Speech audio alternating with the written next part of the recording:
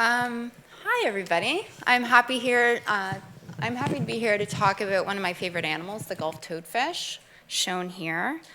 So this work was done by some undergrads in my lab, and today I'm going to specifically talk about Catherine Toole's work on adult toadfish hypoxia tolerance.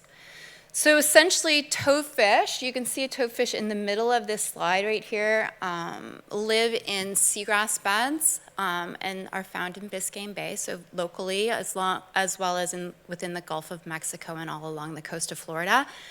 They live on the bottom of the ocean, and this is a very urban environment. So here is a toadfish in Miami under a cinder block, but typically they could be found in conch shells or under rocks.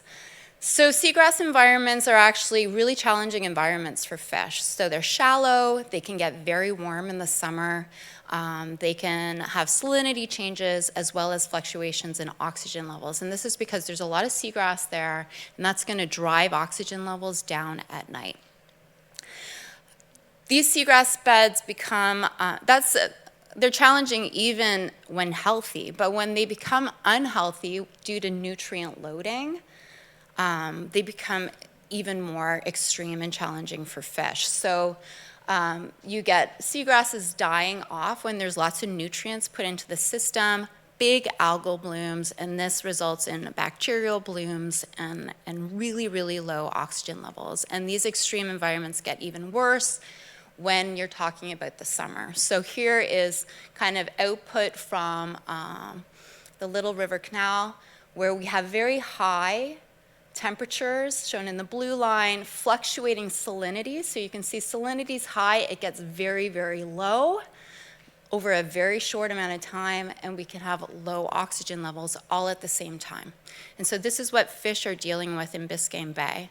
And in fact, in August of 2020, there was a massive fish die-off. Some of you probably remembered that. A lot of media attention, and you can see a lot of white bellies here. These are fish that have died, and most of the fish that had died off were toadfish, funny enough. My favorite fish. And so, but it's interesting, having done research on toadfish for the past 30 years, I was surprised that they were dying off. And this is because they're notoriously really tough fish. So this data is showing that toadfish can survive a whole bunch of different salinities.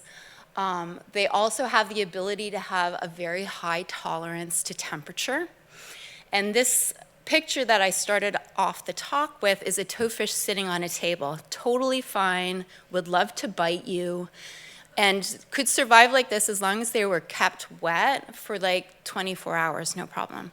So they're very tolerant to low oxygen levels. So a toadfish in this situation is not taking up oxygen, but can totally survive.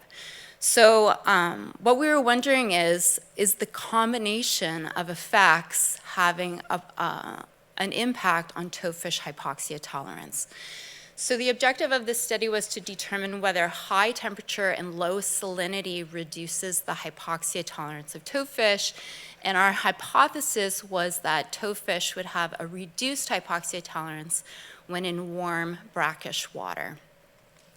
So the way we did this study was that we acclimated toadfish for at least a week to warm conditions. So we had our control that were held at 24 degrees Celsius and 33 ppt, which is normal seawater salinity, and our kind of hot fish or our warm fish held at 30 degrees Celsius and at that same salinity.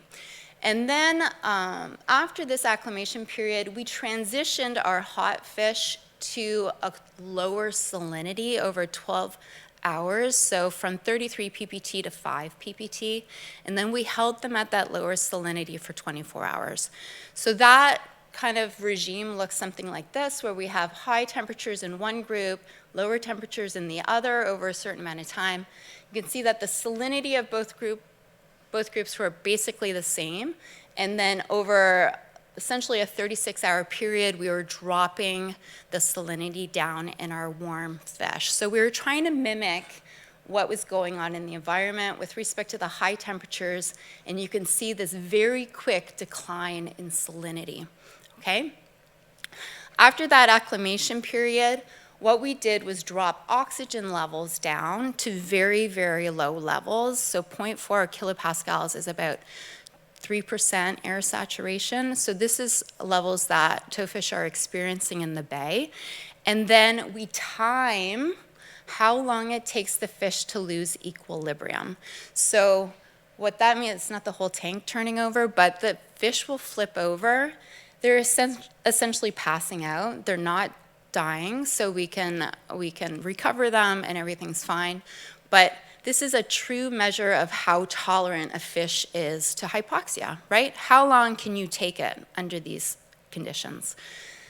So what we found was that toadfish in warm, brackish water have a shorter time to lose equilibrium. So what you can see here, this is time to lose equilibrium in hours, and all the red bars are the warm, brackish fish, and they lose equilibrium faster than our control fish in cool, salty water.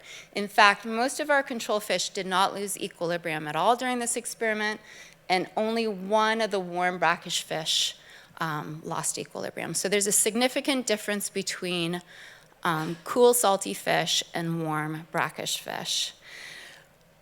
One of the strategies that toadfish use to deal with hypoxia, really severe hypoxia like this, is to shut things down, kind of like what Emma Ponce was talking about in corals, so metabolic depression. And so what you can see is a decrease in ventilation rate over their time in hypoxia, but that decrease is similar for both these groups of fish. So similar strategies. But what we're seeing is an osmoregulatory disturbance between these two groups. So what happens when you're shutting down your metabolism and you're in a salty environment and you're a fish is you'll start to lose water to the environment because the salt in the water sucks water out of you, and you're not going to expend energy to maintain that water. So what we see in the control fish is that they're losing weight, and that's water loss. So that's kind of a typical response. But the warm, salty fish are trying to maintain their weight. And in fact, because they're in lower salinity, they should actually gain water if they were doing the same strategy as the control fish, but instead they're expending energy to maintain their water balance. And you can see that here too in osmotic pressure, which is another way to measure how salty their internal their blood is, basically. So control fish, they're getting saltier because they're not just reducing their energy expenditure. Warm fish are still using a lot of energy. And energy means that they're consuming oxygen, and that's a bad thing, right? They want to just kind of shut things down. The other thing we saw with respect to differences is that the warm, salty fish had higher glucose levels, so they were breaking down glycogen and using glucose as a fuel to survive, and they have higher lactate levels. So lactate is a byproduct of anaerobic metabolism. This is what a fish would do if there was no oxygen, but it's elevated in the warm, brackish fish because, again, they're still osmoregulating and they're trying to deal with that osmotic imbalance. So bottom line, what we see is that higher temperature and reduced salinities that toadfish are seeing in the summer months contribute to toadfish susceptibility to summer hypoxia events. And we think that this is probably because at higher temperatures, there's a higher metabolic rate.